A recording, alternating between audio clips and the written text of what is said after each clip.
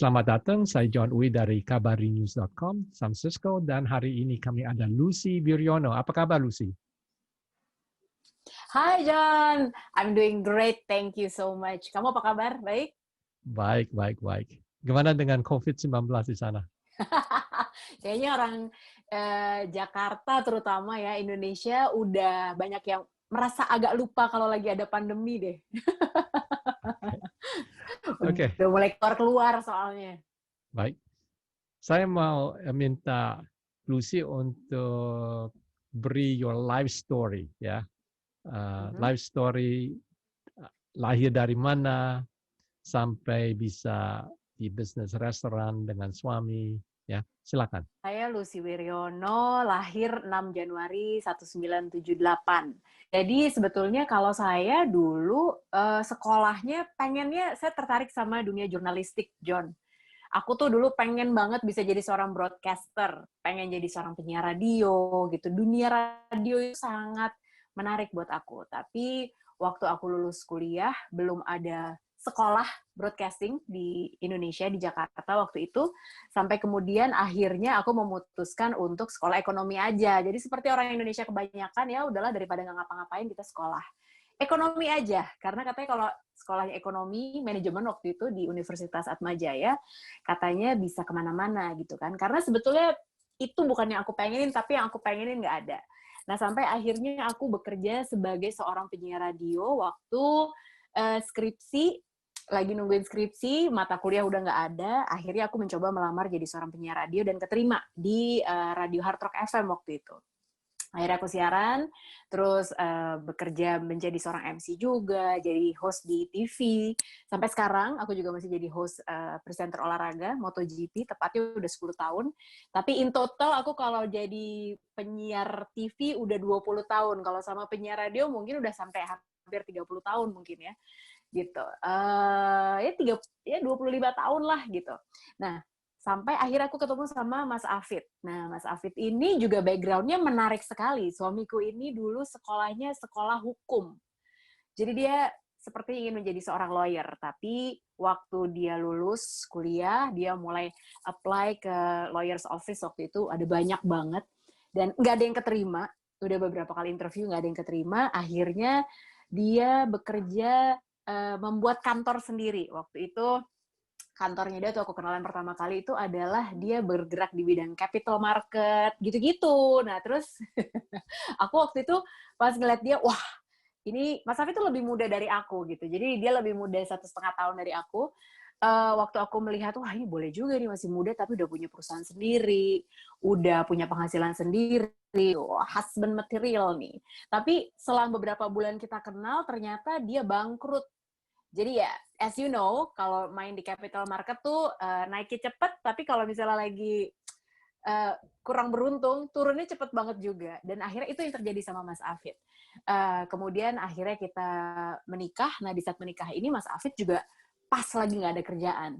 Karena kantornya bangkrut, segala macam. Sampai akhirnya dia bekerja di televisi tempat aku siaran. Jadi aku yang bawain CV-nya waktu itu, dia ngelamar jadi marketing. Akhirnya dia bekerja sebagai marketing di TV 7 dulu namanya.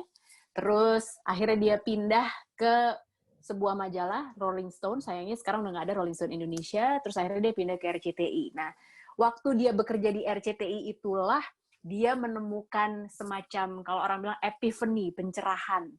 Dia makan di sebuah restoran. Jadi Mas Afid itu kan bagian marketing ya, John. Nah, terus dia biasanya untuk menjamu klien-klien tuh ada yearly commitment biasanya untuk TV. TV biasanya akan membawa klien tersebut ke sebuah restoran untuk menjamu. Nah, di restoran inilah Mas Afid menemukan pertama kali dia mencoba yang namanya Wagyu steak. Restorannya udah nggak ada, waktu itu restorannya di Plaza Senayan deh. Terus dia pulang-pulang cerita sama aku gitu kan, Lucy kamu harus coba yang namanya Wagyu steak. Tadi aku makan karena dibayarin kantor, jadi aku pesen yang paling mahal, jadi bukan dia yang bayar kan. Akhirnya dia pesan Wagyu steak dan dia bilang sama aku itu rasanya empuk banget dan juicy. Terus aku tanya harganya berapa? Harganya 750.000 satu piring. Jadi pas aku bilang aku mau coba tuh juga, ya kan kita harus bayar sendiri, nggak ada yang bayarin. Sayang juga ya. Akhirnya karena penasaran, kita coba-coba cari di toko-toko daging di Jakarta. Nah, waktu itu, di tahun 2008-2009 tuh belum banyak restoran di Jakarta yang menghidangkan Wagyu. Supermarket juga nggak banyak yang punya daging Wagyu ya. Prime Australian lah biasa, atau US beef ada, tapi Wagyu belum begitu populer. Akhirnya kita menemukan di satu tempat toko daging, karena menghemat, jadi kita nggak mau makan di restoran, kita beli di toko daging, kita masak di rumah. Sekedar aku pengen tahu teksturnya tuh kayak apa sih sebetulnya, dan ternyata memang enak banget.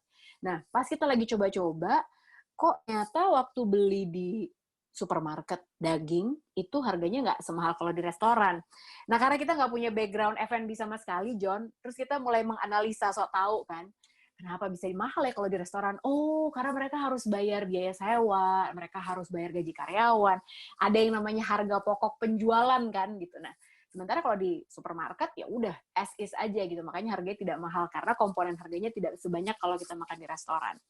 Nah, di situ Mas Afid punya ide untuk gimana kalau misalnya kita jualan aja Wagyu steak tapi dengan harga yang affordable gitu. Jadi kita konsep awalnya memang bukan mau bikin steakhouse dengan harga murah, karena steakhouse yang jual steak dengan harga murah udah ada waktu itu. Tapi untuk menjual Wagyu dengan harga yang affordable, waktu itu belum ada. Dan akhirnya singkat cerita, kita nekat tuh. Waktu itu Mas Afid mengajukan semacam proposal ke aku pengen buka restoran sendiri deh. Karena Mas Afid itu tipe orang yang memang bosenan banget sama pekerjaannya. Jadi dia bukan tipe orang yang cocok kantoran sepertinya. Dia memang pengen banget punya usaha sendiri, dan kita bikin budget planning waktu itu 1 tahun, gimana caranya untuk bisa punya restoran, dan waktunya ya hanya 1 tahun itu. Kenapa hanya 1 tahun? Karena modal kita cuma cukup untuk 1 tahun. Gitu. Akhirnya ya udah, sampai sekarang deh kita punya Holy Cow Steakhouse by Chef Afid. Gitu. Wow, ceritanya hebat ya. Oke. Jadi boleh cerita sekarang ada di mana sebagai restoran?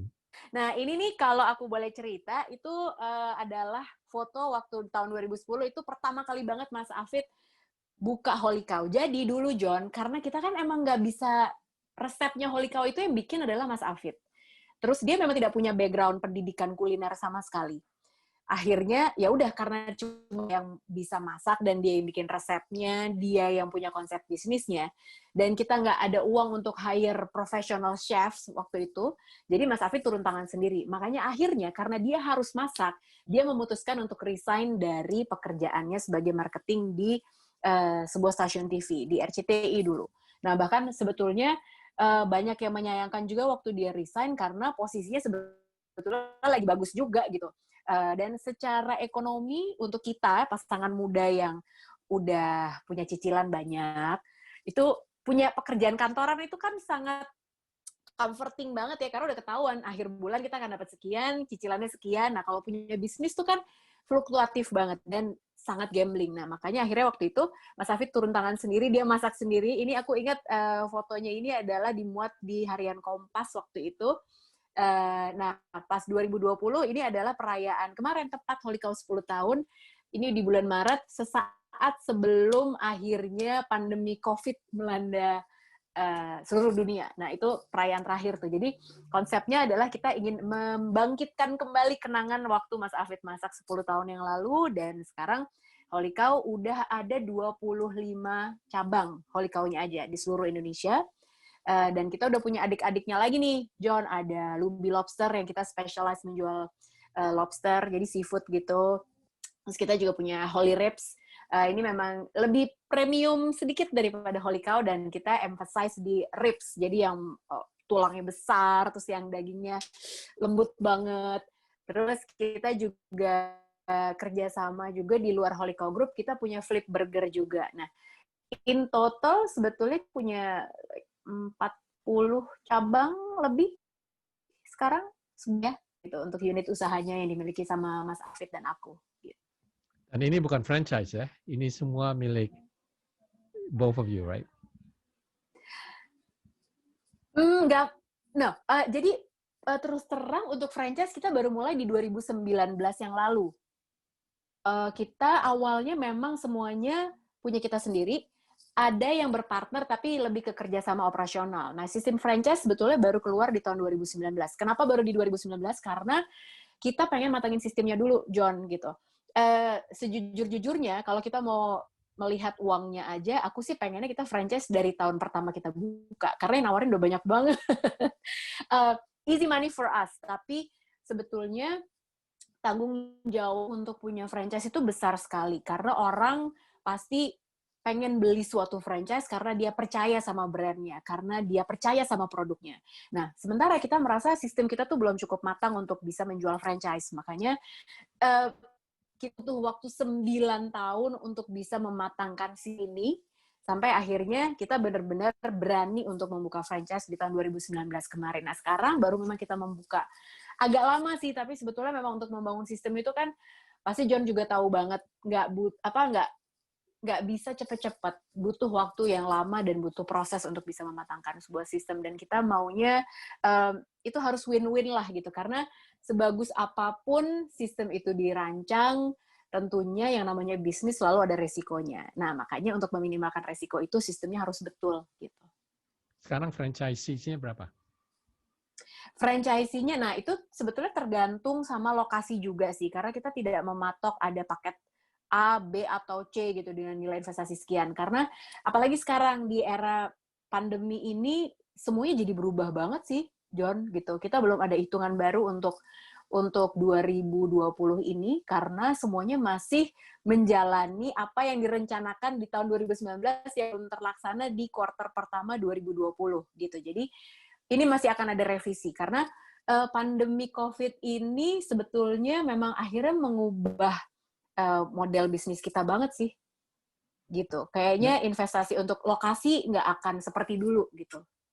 Jadi berubahnya apa sebenarnya? Berubahnya karena gini, kita tahu bahwa di pandemi COVID ini, satu, restoran itu jadi harus mengurangi kapasitas. Nah, sementara Holy Cow ini hitungannya adalah gini, konsep bisnis Holy Cow, aku harus cerita dulu sama John, bahwa kita menjual Wagyu dengan harga yang affordable. Artinya, sebetulnya margin untuk setiap piring steak yang kita jual, itu marginnya sangat kecil. Akhirnya kita main di volume, supaya memang akhirnya omsetnya besar. Tapi, masalahnya adalah, sekarang dengan adanya pandemi COVID ini, kita harus membatasi orang yang makan di restoran. Artinya apa? Artinya volumenya kan terbatas banget. Nah, jadi sekarang kita masih mikir juga nih, oke, next-nya apa nih? Dan gimana caranya supaya kita bisa tetap mendapatkan volume yang besar, karena marginnya tetap kita pertahankan, tetap kecil gitu. Kadang ada satu steak itu yang paling marginnya cuma 10.000 satu piring. Jadi gini, kalau biasanya F&B itu, food costing tidak boleh lebih dari 30% biasanya.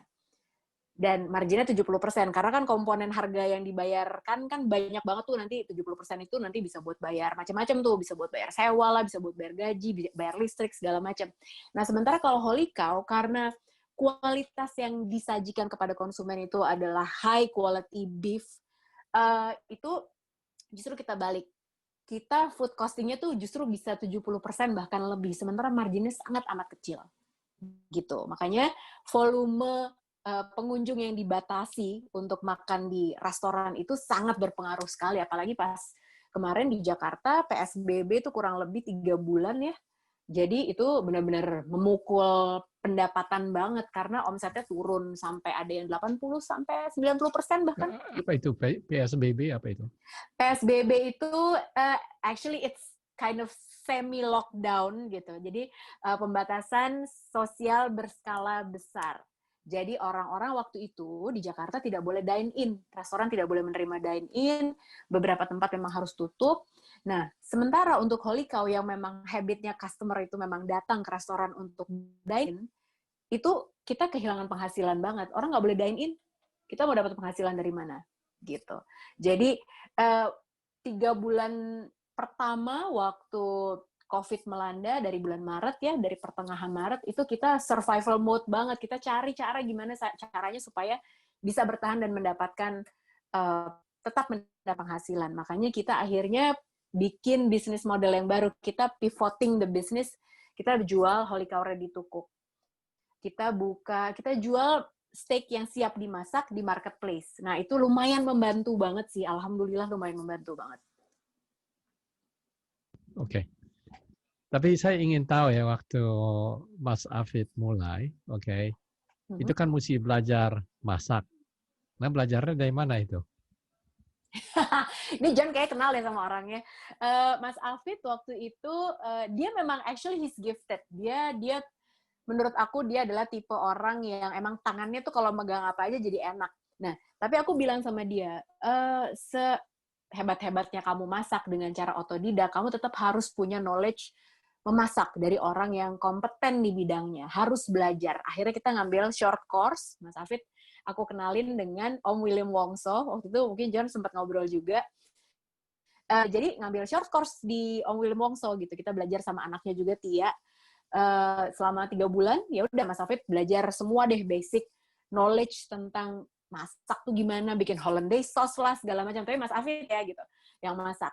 Kalau aku sendiri memang dari awal karena aku bidangnya memang di bidang entertainment, jadi aku diberikan tanggung jawab sama Mas Afid untuk mengurus marketing, promotion, terus customer relation, terus udah gitu itu semua bagian aku deh gitu karena aku biasa di depan layar nih. Makanya kita sekarang ngobrolnya juga sama aku karena Mas Afid dia benar totally in control of the business dan juga untuk pengembangan menu, masak segala macam gitu. Operasional tuh di Mas Afid.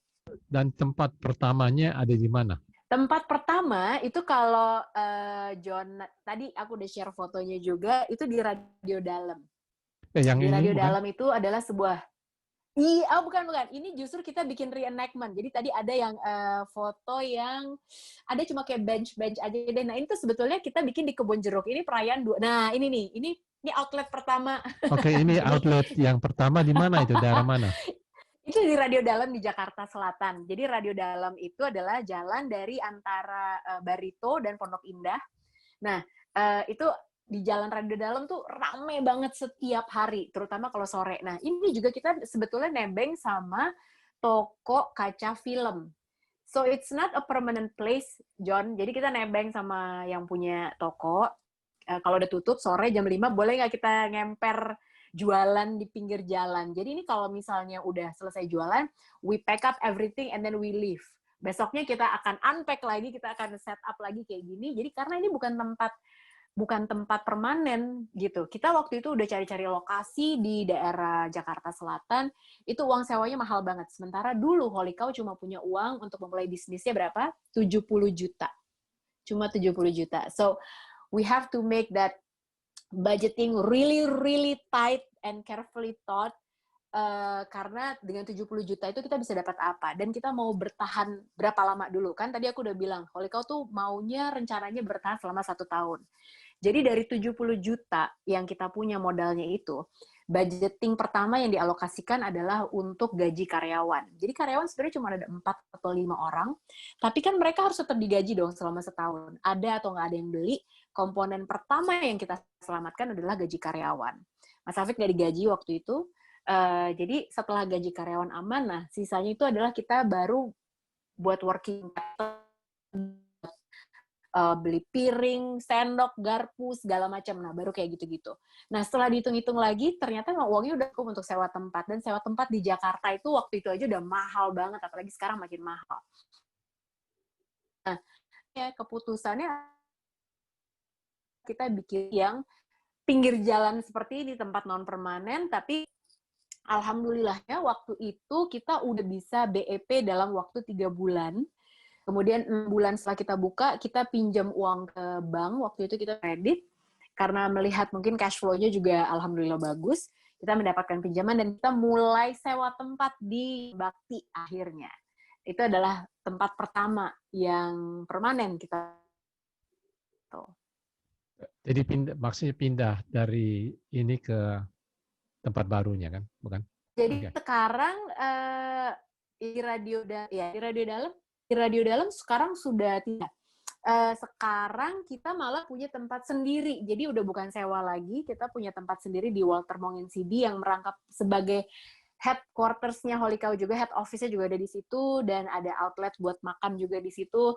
Itu kita nyicil-nyicil, John, pinjam uang juga ke bank, Sampai akhirnya sekarang kita udah punya sendiri tempat berikut kantornya juga di Jalan Walter Monginsidi di Jakarta Selatan. Ya, hebat. Terus yang ini apa? Ini waktu jadi gini, waktu ini adalah perayaan ke Holy Cow ke 10 tahun kemarin.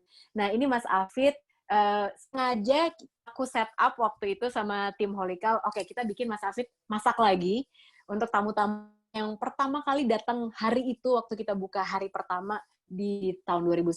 Dan ini krunya adalah kru yang melayani pertama kali banget nih Holy Cow buka, ini krunya ya mereka juga. Jadi mereka masih bertahan bekerja di Holy Cow loh udah 10 tahun gitu. Ini adalah orang-orang pertama yang bekerja di Holy Cow dan mereka masih bertahan sampai sekarang. Dan amazingly di antara mereka itu udah ada yang duduk di kursi level manajemen juga.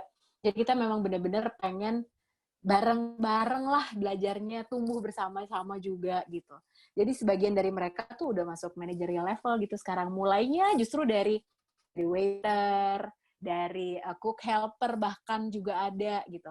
Tapi sekarang mereka udah jadi level manager sekarang. Yang ini?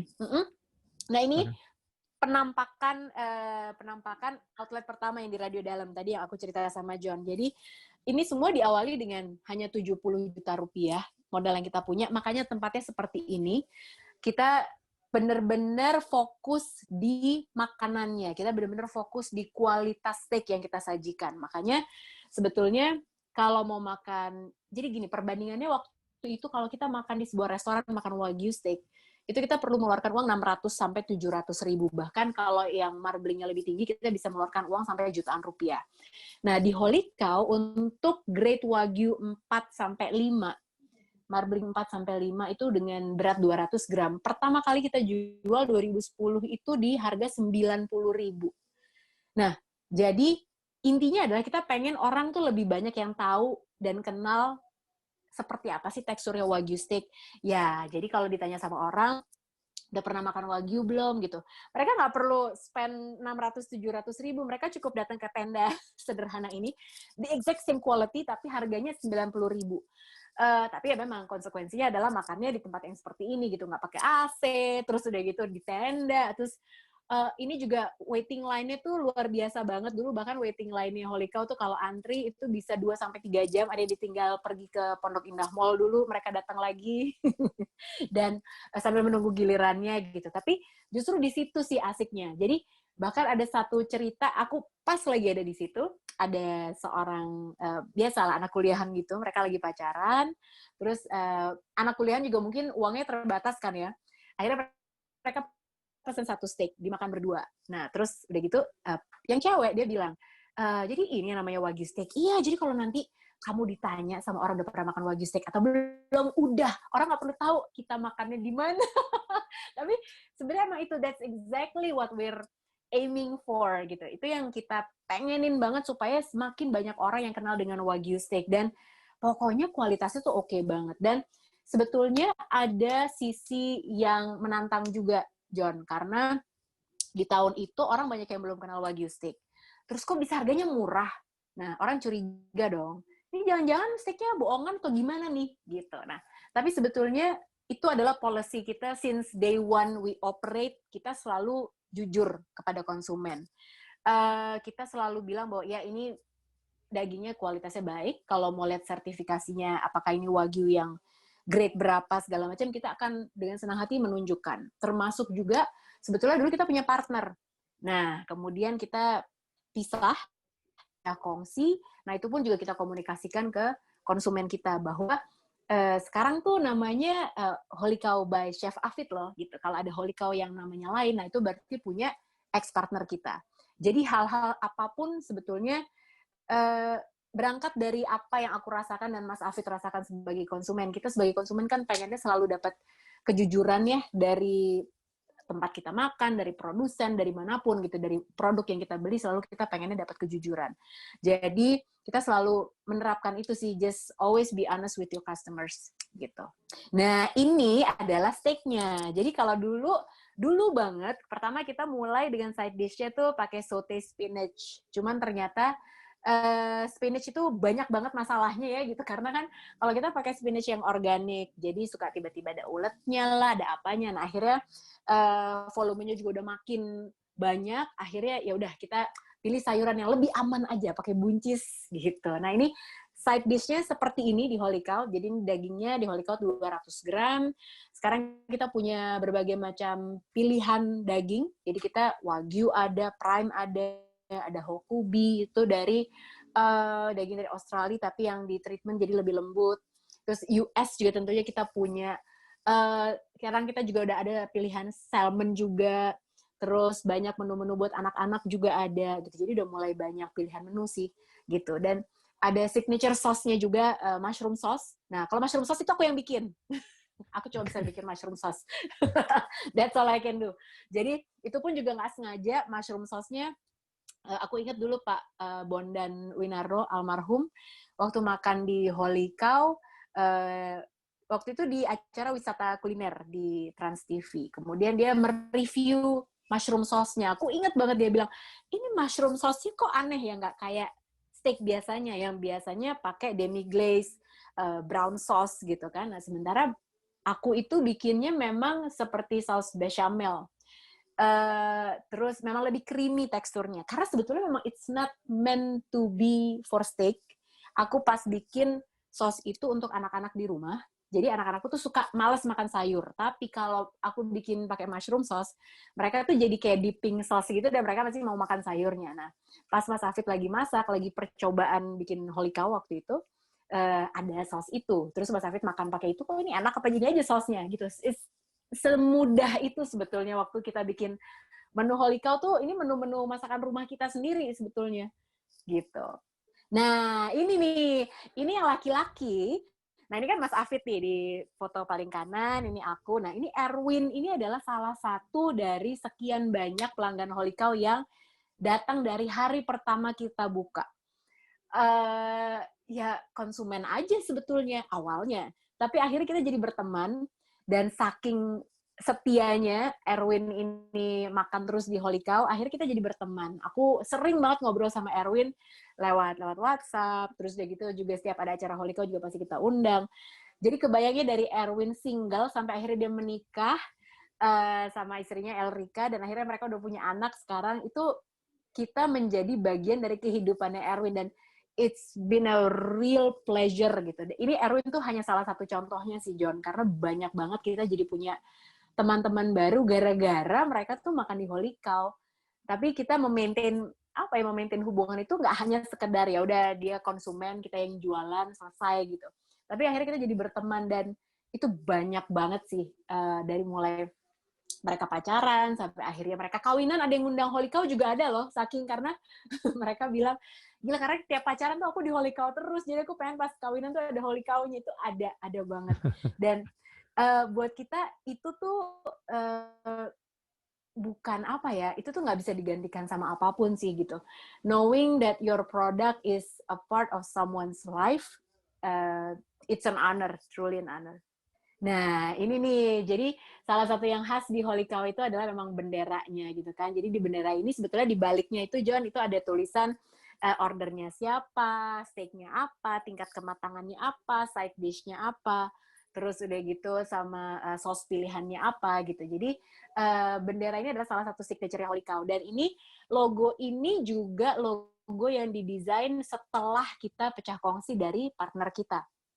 Nah, jadi you know what, di balik logo ini tuh ada banyak banget cerita sebetulnya, dan banyak filosofi. Jadi desainer logonya ini adalah namanya Glenn Marsalim. Dia seseorang yang kalau orang advertising kayaknya udah tahu banget deh Glenn Marsalim itu siapa. Nah, logo ini sebetulnya dulu waktu kita nggak specifically minta ke Glenn untuk mendesain logo ini. Jadi waktu kita pecah kongsi, salah satu cara untuk bisa memberi informasi ke konsumen bahwa sekarang ada 2 versi Holy Cow nih. Ada yang punya ex-partner kita, ada yang punya aku dan Mas Afid. Nah, caranya adalah tentu kita harus melakukan diferensiasi, yaitu mengganti logo. Tapi caranya gimana? Karena lagi-lagi budget terbatas. Akhirnya waktu itu kita bikin kompetisi logo. Kita mengundang 4 orang desainer. Ada Pinot yang sekarang juga tinggal di New York. Ada Glenn Marsalim, ada Yodi, ada Andira. Nah, ke-4 orang ini, mereka masing-masing membuat desain logo Holy Cow menurut versi mereka. Kemudian akhirnya seperti kampanye Presiden Amerika, mereka melakukan kampanye juga. Jadi kita memberikan kesempatan untuk carnivores kita menyebutnya carnivores, konsumen kita. Mereka melakukan voting. Jadi kita bikin kayak ballot gitu. Oke, ini ada 4 desain, kalian mau yang mana, dipilih sebanyak-banyaknya. Dan ternyata logo yang banyak dipilih adalah logo yang kita pakai sekarang, yang dibuat oleh Glenn Marsalin. Dan itu adalah salah satu campaign tersukses Holy Cow by Chef Afid saat ini, karena orang merasa memiliki mungkin, karena aku sama Mas Afid tidak memilih sama sekali, nggak boleh. Benar-benar itu adalah hasil keputusan dari konsumennya Holy Cow yang memilih logo itu, gitu. Jadi Holy Cow itu nggak hanya milik Mas Afid dan aku sih, gitu, tapi itu miliknya banyak orang sebetulnya. Itu yang pengen kita bawa sampai sekarang dan seterusnya. Perjalanan ya untuk jadi sukses ya. Apa yang Lucy belajar yang penting dalam perjalanan ini? Yang aku banyak belajar mungkin ternyata jadi pengusaha itu sama sekali bukan soal keren-kerenan, sama sekali bukan soal dilihat jadi seseorang yang wah inspirational banget, karena it's about commitment. Jadi kalau pengusaha pastikan bahwa kita punya komitmen yang sangat besar untuk menjalaninya. Karena apa? Makin lama makin susah, masalahnya juga nggak akan pernah selesai. Dan kita emang benar-benar harus punya tingkat resilience yang tinggi sekali gitu, karena semakin besar perusahaan, semakin besar usaha, itu stakeholders-nya makin banyak pihak yang harus kita take care gitu ya. Jadi sebetulnya itu sih gitu, nggak bisa berhenti dan kita nggak bisa bosen gitu, karena gini, satu hal, kita menjadi sumber pemasukan bagi karyawan-karyawan kita juga, ya kan? Jadi mereka menitipkan jalan rezekinya ke Mas Afid, ke aku juga. Jadi di situ adalah tanggung jawab yang besar sekali, John. Kita nggak boleh gampang menyerah dan kita nggak boleh, aduh udah deh capek gitu. Sebenarnya kalau diturutin capek. Kalau kata Mas Afid tuh ibaratnya it's like having Lebaran or Christmas every single day. Itu capek banget kan? Ada orang datang, kita harus masak, cuci piring, melayanin lagi, ngomong sama orang, ada komplain, setiap hari akan seperti itu. Jadi selama kita pengen membuat usaha dan kalau kita punya komitmennya, jalanin. Kalau misalnya kita ngerasa kita nggak bisa menjalankan komitmen itu, mendingan nggak usah sih, karena kedepannya jalannya nggak akan pernah semakin mudah, justru akan semakin menantang. Itu yang aku belajar banget. Bagus Lucy, banyak informasi sini. Pesan terakhir dari Lucy apa untuk pemirsa Kabari Apa ya? yang ingin buka restoran Indonesia di Amerika? Silakan. Wah, itu dia. Aku kemarin ya, waktu Christmas, Desember kemarin sampai Januari, aku ke Amerika kebetulan. Hanya di West Coast aja, aku nggak kemana-mana, karena aku suka banget West Coast. Aku bilang sama Mas Afid, kenapa kalau di sini nggak ada restoran Indonesia ya, gitu. Sayang banget ada, tapi beda banget gitu. Beda banget sama kita lihat restoran Thailand mungkin, atau Vietnam, itu banyak banget di Amerika. Sayang banget, dan aku sempat diskus sama Om William Wongso juga, tapi ya itu, Indonesia itu kurang banget untuk kurang, istilah kalau orang Jawa bilang tuh kurang guyup, kurang kompak gitu sebenarnya, padahal sebetulnya potensinya luar biasa banget. Nah, tapi kalau untuk teman-teman Kabari yang ada di Amerika nih, kalau mau buka restoran Indonesia, please ayo dong gitu, harus bisa, karena sebetulnya ada banyak banget potensi masakan-masakan Indonesia yang bisa disukai sama masyarakat Amerika. Nggak hanya buka restoran Indonesia, kan nggak hanya untuk orang Indonesia yang tinggal di sana aja, tapi dari yang aku lihat, apalagi terutama kalau di West Coast, itu mereka kan flavornya jauh lebih kompleks dan lebih kaya dibanding orang-orang yang ada di East Coast. Menurut aku, lebih banyak yang bisa dieksplor, dan sebenarnya banyak kesempatan banget nih di SF, di LA, itu kan makanannya enak-enak semua ya. dan lebih variatif dibanding di East Coast sebetulnya. Kesempatan itu ada banget sebetulnya. Tinggal caranya aja kita memperkenalkan masakan Indonesia, dan itu sebetulnya yang aku belajar dari Om William Wongso juga.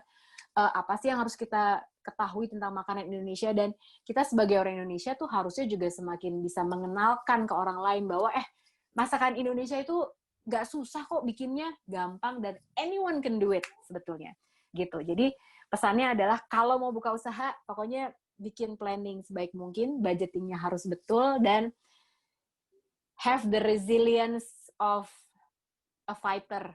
Jadi nggak boleh gampang menyerah gitu, karena ya Kalau kita mau sukses, memang panjang banget, John, ya kan? Gitu. Kita aja 10 tahun masih ini banget gitu, masih banyak belajar. Dan kita pernah buka waktu itu di Singapura, di tahun-tahun pertama, kita pengen coba ngerasain kayak apa sih kalau buka restoran Indonesia di negara lain. Tapi ternyata kan, ya beda habit, beda culture. Nah, itu sesuatu yang memang kita harus terus belajar lah, tapi nggak boleh takut untuk memulai sih. I'm just curious, apakah ada tips dari Pak William Wongso waktu mulai bisnis itu, yang mungkin it is really rewarding for you guys?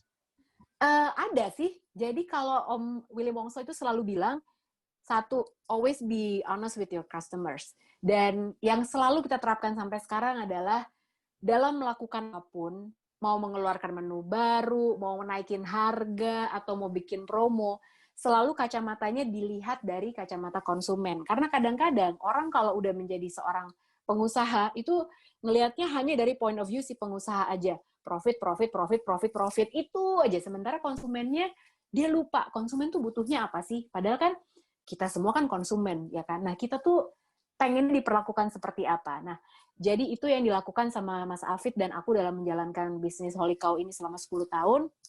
Semua itu keputusan selalu dilihat dari kacamatanya konsumen. Oke, kalau kita jual dengan harga segini, kita sebagai konsumen, kita mau beli nggak sih? Kalau kita dengan porsi sekian, kita kasih ke konsumen, kita seneng nggak sih? Happy nggak? Atau porsi dikurangin, kita sebel nggak? Nah, kalau kita nggak mau nerima, ya kita jangan kasih ke konsumen gitu. Jadi, selalu berusaha untuk melihat dari kacamata konsumen. Kalau udah kayak gitu, kita sayang sama konsumen, ya percaya deh, konsumen juga pasti akan sayang sama kita, dan bisnisnya pasti akan berlangsung lama, bertahan lama. Terima kasih Lucy, again ya. Dan sama-sama John, terima kasih banyak. Oke, untuk pemirsa Kabari, jangan lupa klik Kabari YouTube, subscribe ya, dan juga daftar di kabarigratis.com untuk mendapatkan majalah Kabari dengan gratis. Sekian dulu ya, kita berjumpa lagi. Thank you.